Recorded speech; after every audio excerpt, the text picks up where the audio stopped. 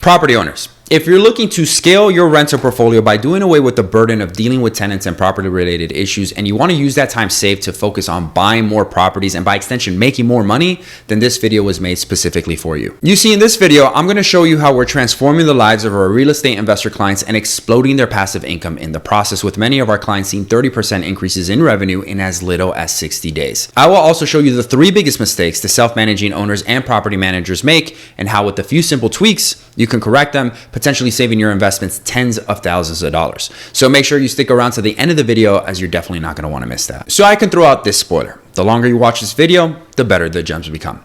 Gems which have taken my client Markway, which, mind you, had never purchased real estate in his life prior to us meeting, from standing on the sidelines to owning his first rental property in under 60 days, generating a 45% return. A little over 2 years later, and not only does Markway have zero of his own money left in that deal, but I'm proud to say that he now owns 3 rental properties, all generating him consistent passive income with zero of his time spent managing. Or take, for example, my other client, David, who, unlike Markway, has been a real estate investor for longer than I've been alive. This is someone who's owned over $40 million worth of real estate prior to us meeting, but yet thanks to our management system, we were able to increase his Airbnb properties income by over 40% within the first 30 days. But maybe income generation just isn't your goal. Maybe you just don't want to deal with the hassle that comes with non-paying tenants. At least that's what our client Sean hired us for. After over 6 months of Sean trying to collect rent from his previous tenant, he finally decided to switch from his previous management company to us, and within 45 days, we were able to remove his non-paying tenant and replace them with a highly qualified and properly screened tenant, which not only pays him on time,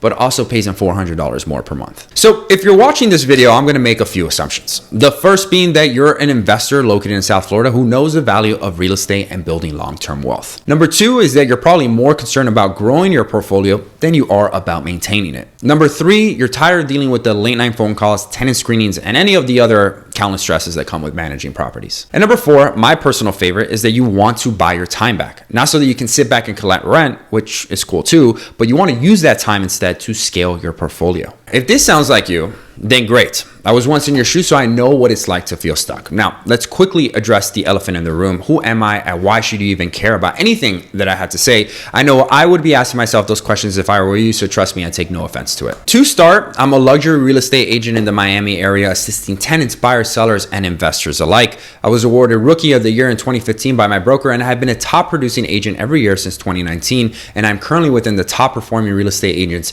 in the country. Now, I say none of that to impress you, but rather to impress upon you that I've been involved in my fair share of real estate transactions. Yet, as great as my real estate career has been, the one thing I obsessed over year after year is growing my passive income through real estate investing. This obsession has led me to acquire close to $5 million worth of real estate, spanning over 15 properties within the last 36 months alone, with plans of doubling my portfolio size in the next 12 to 18 months. I've been documenting this journey as a real estate agent and investor on my YouTube channel, where I share valuable information on the market and other educational videos, all with the sole purpose of helping investors such as yourself reach their real estate goals. Some of my videos have over 100,000 views and counting. I started my YouTube channel because I love helping and educating others, and I feel that I offer a unique perspective in the real estate market. This is what led me to create Confidant Property Management, which, as of the making of this video, has a 99% collection rate, averages a 35% increase in revenue for short-term rentals, and has only 1 eviction per 1,000 tenants placed by us. CPM was created because I ran into the same hurdles and obstacles that investors encounter when building their portfolio. I mean, everyone knows the obvious ones, like the headaches that come with property management, lease renewals, screenings, tenant complaints. But if you ask me, those are secondary issues to a much more serious problem, which is time. And as more of my attention was required on managing my properties, I had to ask myself a very serious question. And that is, did I become an investor to deal with property maintenance, spending my days chasing down rents and coordinating property repairs?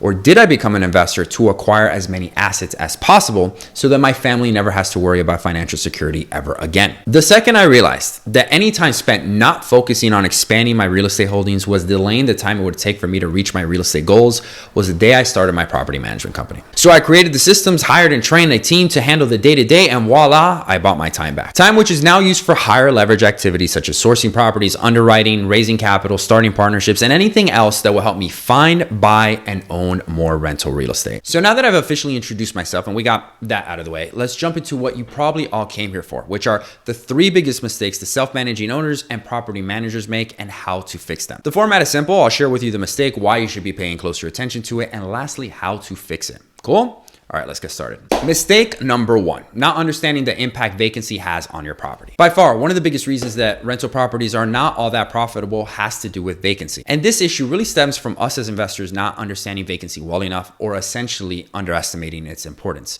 As a management company, we take vacancy as one of the biggest threats to your property. Well, because it is. Just think about it. Having your property vacant for just 1 month can cost you thousands of dollars. And in some instances, that money lost would have covered a property manager for the entire year. Just let that sink in. Now, there are two types of vacancies that exist: physical and economic vacancy, and the solutions to each differ. There's a bunch of nuances that go on to each, but unfortunately, we just don't have that type of time. So to summarize the two, physical vacancy is not having a paying tenant, and economic vacancy is not having a tenant pay. So let's start with physical vacancy and how to solve that one first. The solution, of course, is simple: fill the unit with a well-qualified tenant in as short of a time as possible.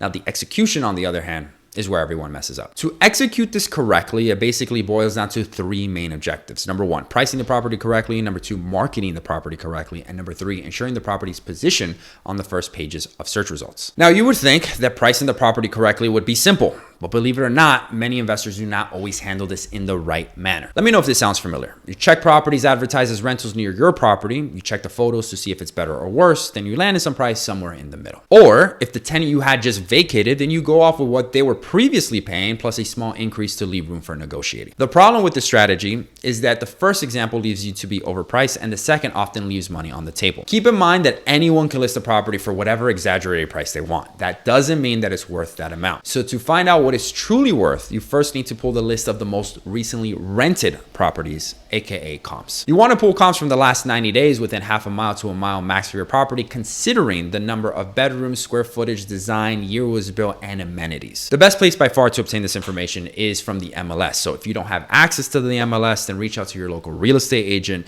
and they should be able to provide you with this information. After you have the correct price, then you can focus on the correct marketing. This goes beyond just taking professional photos of the property, but even with that, you would be surprised how many property owners, especially those who self-manage, do not do this. Professional photography is the bare minimum, guys. But in addition to that, you want to obtain aerial drone shots, which highlight the lot size and areas of interest that may be near the property. And lastly, you want to obtain a virtual tour of the home. Now, you may be thinking, this is probably going to cost me a good amount of money. And yes, there is a higher upfront cost, but keep in mind that this is often a one-time investment, which you will now have access to for many years to come and will save you in terms of lowering your vacancy rate. That alone far exceeds the cost of marketing. Remember, higher quality tenants are attracted to higher quality marketing. So this alone doubles as a filtering tactic. Now that we have the right marketing, we can finally publish your listing. The goal here is to position your property within the top search results that populate on websites such as Zillow.com, Realtor.com, and the like. What many people don't know here is that these websites have algorithms that prioritize better quality listings.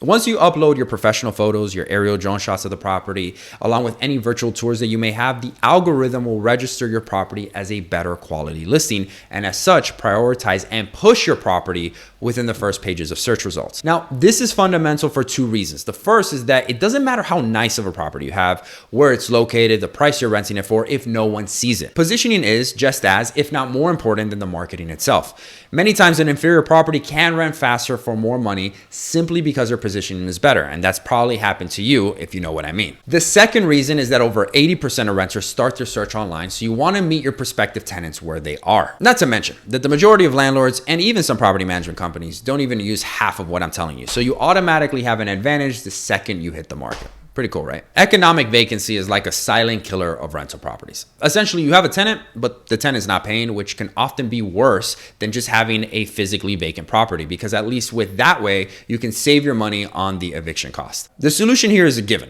You want to increase on-time payments. Providing your tenants with options on how to pay and making it as frictionless as possible has statistically proven to lower economic vacancy and increase rent collection. Surprisingly, some owners, believe it or not, still require rent to be sent in the mail or deposited at a local bank. You can imagine how this increases the time burden a tenant has when submitting rent payment. Therefore, it increases your chances of not receiving rent altogether. Offering a system whereby your tenants can submit payments online is the next logical step. Now, of course, you have some free systems like Zelle and Venmo, which are decent, but they were not designed for rent collection. Instead, what you want is to invest in a property management system, which offers many different functionalities, but at the very least, it has the ability for your tenants to set up an account online to submit rent payments and an option where they can opt in for auto pay. You can even send them reminders that their rent is coming due. These all significantly increase your rent collection rate, but they don't do much if you have a bad tenant. So if none of those tactics work, you must enforce the contract and send a notice of non-payment. This is a bit tricky because you have to follow the exact proper procedures outlined by the law in Florida. And seeing that I'm definitely not an attorney, I mean, that's kind of obvious. I can't provide legal advice, but it's safe to say that at this point, you want to contact your attorney for assistance. But there is definitely one way to essentially obliterate economic vacancy, and that, my friends, is called screening. And this takes us to mistake number 2, which is not knowing how to properly screen a tenant. This is by far the most crucial aspect of renting properties. You get this right, and you can essentially avoid 90% of headaches that come with being a landlord. Now, you get this wrong, and your ideal investment basically turns into a nightmare. This is how serious it is, yet many owners do not have the proper layers of screening needed to ensure a good tenant. So what I'm going to do is I'm going to share with you all our system, which has successfully been used to place over 1,000 tenants, qualified tenants at that, in our properties. The same system which has allowed us to collect on-time payments month over month, even during the pandemic. It all starts with the marketing of your property, which, as I mentioned before, doubles as a screening tactic. By now, hopefully you should have received a lot of interest and hopefully many offers from several qualified applicants. It is at this point where you're going to collect the following documents from each person. Number 1, completed rental application, which you can find online, or you can just email me and I'll send you the one that we use. Copy of valid identification, which is a driver's license, passport, etc. Number 3 is their last 3 pay stubs. Number 4 is their last 3 months of bank statements. And number 5, their most recent credit report. Now, for the credit report, I usually ask for a soft pull score, which can be obtained on websites like creditkarma.com. Don't worry, we're going to definitely do a hard pull later, but for now, a Vantage score is more than sufficient. Now, each one of these documents is basically going to piece a different part of the story. Similar to a puzzle, this information will help us to determine how good or how bad a tenant is and how likely they are to pay you. Now, of course, there's never going to be a foolproof method, but we have noticed that by implementing this system, it has significantly helped us to filter good applicants from bad applicants. Now, with the pay stubs, you will determine the total household income. Now, you want to make sure to use the net income, and this number should equate to more than 3 times the monthly rent amount. For example, if the monthly rent of your property is $2,500 per month, then the total household net income should be $7,500 per month or more. Next, using the bank statements, you want to determine how many months of rent is stored in a savings account. Most screen for a minimum of 4, but ideally 6 months or more of rent is best practice. Staying with the same $2,500 per month example, this would mean that a total household income in savings should be $10,000 or more. Why? Because you can have a tenant who makes $50,000 per month, but they also spend $50,000 per month with no savings. And this to me is way riskier than a tenant who just basically makes $7,000 to $8,000 per month, saves 30%, and has over $10,000 in savings. This is going to mitigate your risk, knowing that if the head of the household were to lose their job, they can still afford the rent while they seek employment. The next thing you want to do is you want to cross-reference the amount of rent stated in their rental application with their bank statements. This is super effective as you can locate the actual day they pay rent and find out if there's someone who pays early, on time, or if they're consistently late. We have found that by looking at past rental payment history is a great way to determine future payments with you. Next is you're going to scrutinize their credit report, not just their score. So for example, are there any accounts in collection, high balances on credit cards, any late payments in the last 24 to 36 months? This will give you a great idea as to how your potential tenant is likely to pay you. After which, you want to verify employment by calling their employer to confirm that they still work there. I once had an applicant who basically checked off all the boxes. And when I called their employer, they stated that that applicant was recently just let go. So when I pressed the tenant, they admitted that they were still looking for a new job, but had no prospects lined up.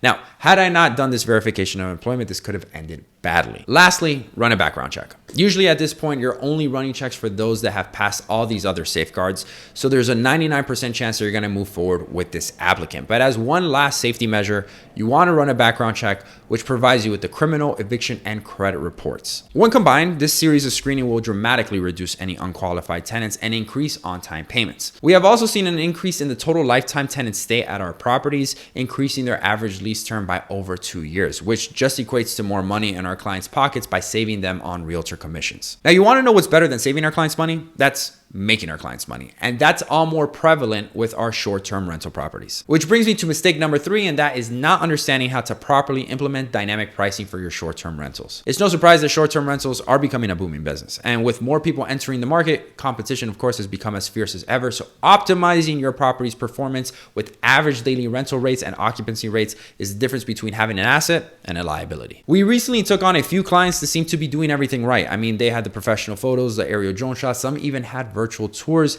yet they were still not hitting their marks or their desired returns. And in many cases, this has to do with dynamic pricing, which is just a fancy way of saying that they were not consistently updating their pricing. Keep in mind that this goes deeper than just slashing rates and implementing discounts. First, you need to thoroughly understand the market that you're in, such as what is the difference in rates between high season and low season? What are the festivals and events taking place in the city or part of the town which drives traffic? Keep in mind that depending on your property's location, 1 or 2 months in a year can account to 20 to 40% of your property's revenue. So outlining what those events and days are can either make or break your return that year. So once you've done the research on the events and the season that take place in the year, you want to prioritize them from the events and seasons that drive the most traffic to the ones that of course drive the least traffic, and focus on the former. With this, you can now adjust your daily prices, take into account the season, the event, the demand, and your competition's pricing. Guys, as you can see, there's so much information for each one of these topics, and I promise you we are just barely scratching the surface of each. But what I intended to do at the very least was to give you a solid foundation of each one of these frameworks,